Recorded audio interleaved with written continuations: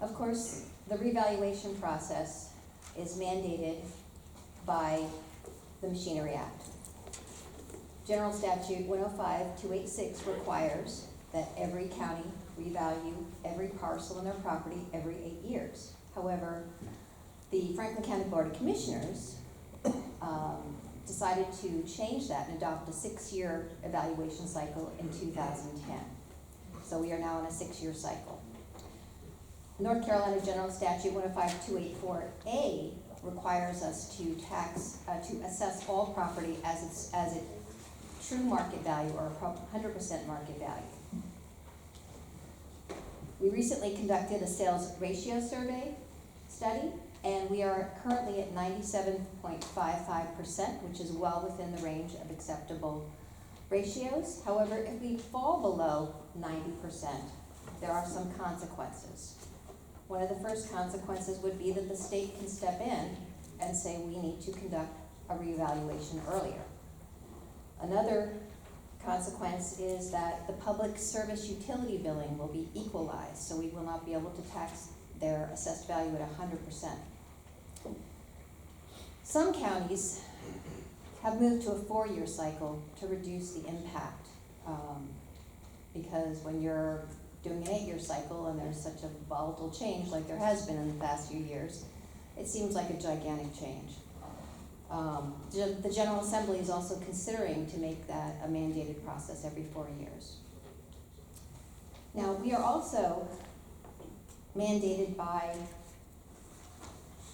Uniform Standards of Professional Appraisal Practice. Standard 6 talks about mass appraisal and standards that we have to follow in addition to the general statutes. Let's talk about some statistics.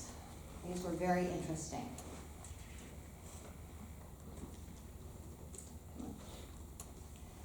As of January 1st, 2024, we have 45,402 parcels in Franklin County. When compared to 2018, that's a 13% increase in the past 6 years. That's huge. There was only 40,188 in 2018. Just in the past year alone, from 22 to 23, the dwelling count increased 4%. Again, a huge increase. According to the Triangle MLS, as of December, the median sale price here in Franklin County is $389,069. It takes 26 days on the market, only under 30 days to market a property, and the average list to sales price ratio is 98.6%. What that means is if a property is listed for $100,000, it will sell for $98,600, under 2% of the list price. Still amazing for our market.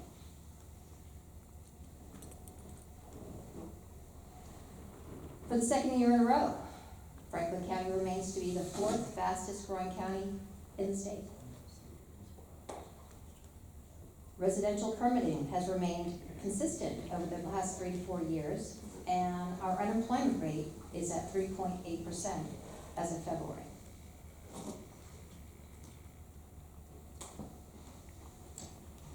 Permitting activity in December alone resulted in 33 single-family home permits and 13 commercial permits.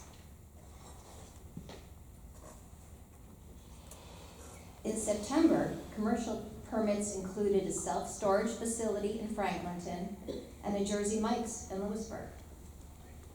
In October, permits were issued for 2 spec buildings over by Hill Ridge Farms, one 12,000 square foot and the other one 5,000 square foot.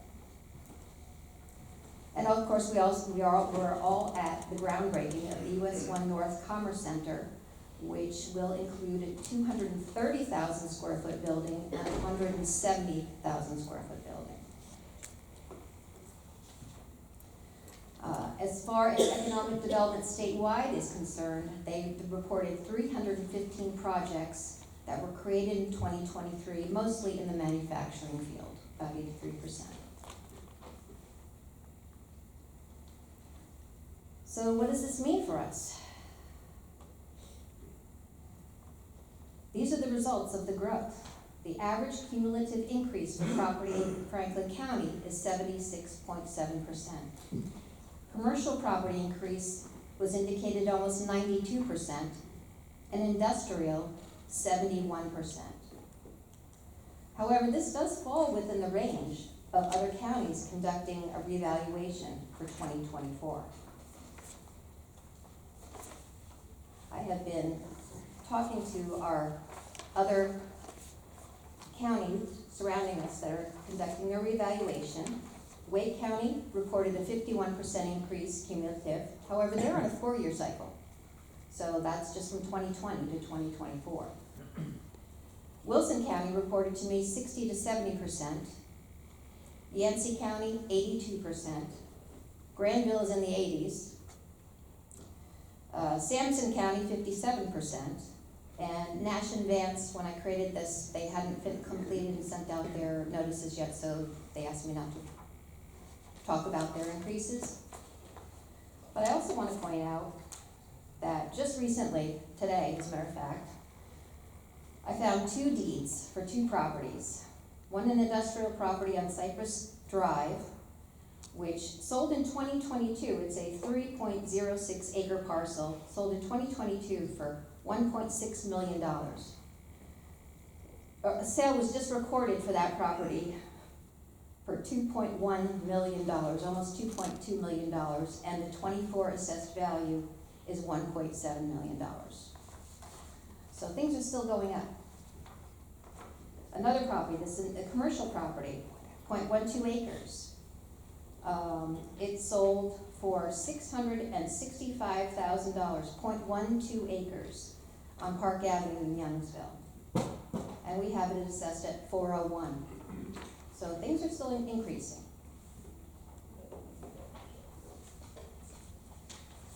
So where are we in the revaluation process? Of course, the change of value notices were mailed out March 6th, and instructions are on the appeal form. The taxpayer can detach the top portion and keep that for their records, fill out the appeal form, and return it by mail, email, fax, whatever's more convenient for the taxpayer. And there are printable appeal forms on our website as well as electronic.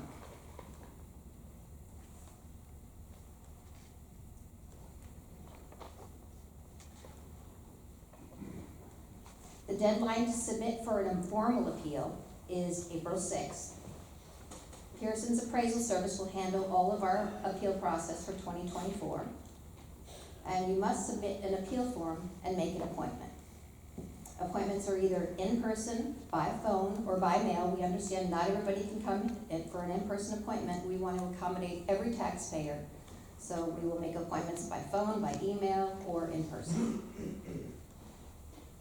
And we ask that everybody please just submit one appeal form per parcel. At this point, we have received just under 300 appeal requests.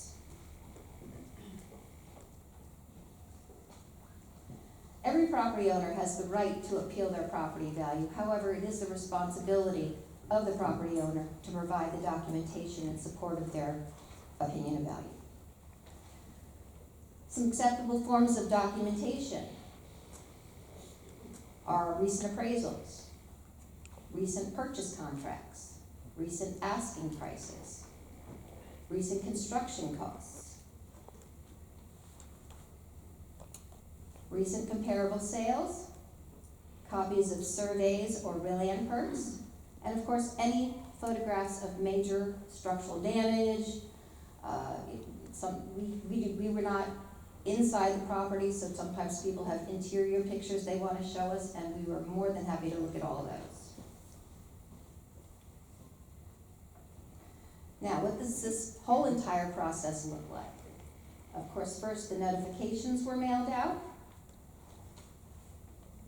Every property owner received a notification of their new assessed value as of January 1st, 2024. The taxpayer reviews the assessment, and if they do not agree with the assessment, they have the right to file for an informal appeal. You need to fill out the application, the appeal request, and send it in by mail, email. You can bring it in person. If the taxpayer is not satisfied with the decision of the informal appeal, they have the right to appeal with the Board of Equalization and Review. And if the taxpayer is not satisfied with that decision, then they can go to the North Carolina Property Tax Commission.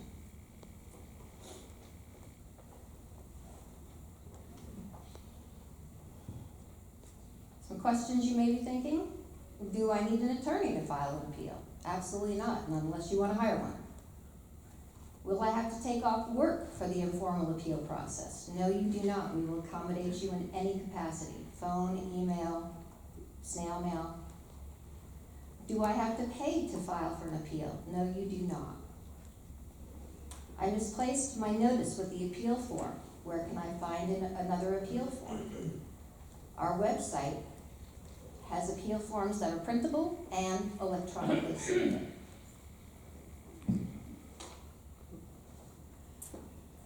This is what one of the appeal forms looks like on the printable one online.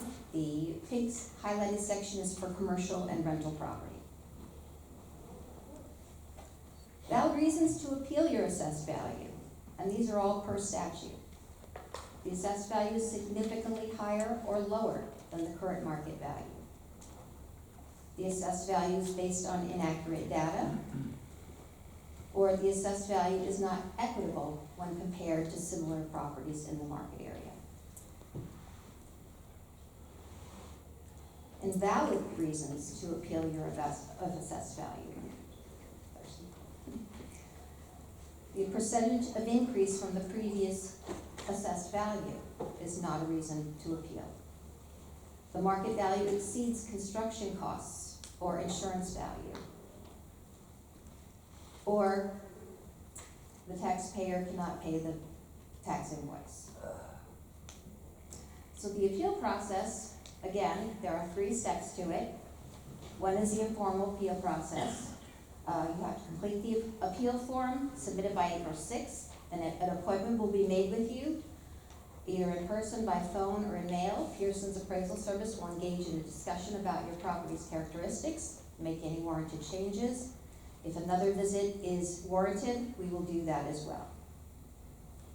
And if the taxpayer does not agree with this decision of the informal appeal, they can file an appeal with the Board of Equalization and Review. After the appeal has been heard, the hearing is heard, first of all, you will receive notice of where, when, and why, at what time the appeal will be. It will be probably right in this building right here, and then you will be notified in writing of the decision. Of course, the third step is to appeal to the Property Tax Commission if you're not satisfied with the decision of the Board of Equalization and Review. Now, Franklin County has currently three property tax relief programs to assist our citizens, and our office has been working in concert with the Senior Center and with the Veterans Administration over the last few years to try to sign as many as qualified people as possible up for these programs. What I'm hearing through the grapevine, though, is that since this revaluation, which is not uncommon, the results of the revaluation, which is not uncommon here, it's happening everywhere throughout the state, the General Assembly is considering other property tax relief programs and wants statistics from us in order to determine that. So I'm very excited about hearing that. Our three tax relief programs currently are the elderly and disabled exclusion. It excludes the first $25,000 or up to 50%, which is ever greater, of the assessed value for primary residence. You must be 65 years or older, or 100% permanently disabled, and your income cannot exceed, for 2024, $36,700. You do not have to apply every year for this benefit. The second benefit is the disabled veterans exclusion. You must be an honorably discharged, injured during service, service-related injury, and that will reduce your taxable value by $45,000. Both of these tow programs, we are allowed to remove the solid waste availability fee as well. The third one is not an exclusion, it is a deferment called the circuit breaker actually not showing up on there, sorry. Circuit breaker exclusion, and what that does is defer taxes to a time in which you're no longer qualified. It's something you have to apply for every year. So in closing, there will be all levels of response from our citizens with these changes of values. I want everybody to know we are going to work closely with our citizens, and I'm confident with the help of Pearson's Appraisal Service that all of our citizens will be treated fairly, equitably, and with respect. I thank you very much for your time. I have Fred Pearson and Kathy Lane from Pearson's Appraisal Service to assist in any additional questions you may have.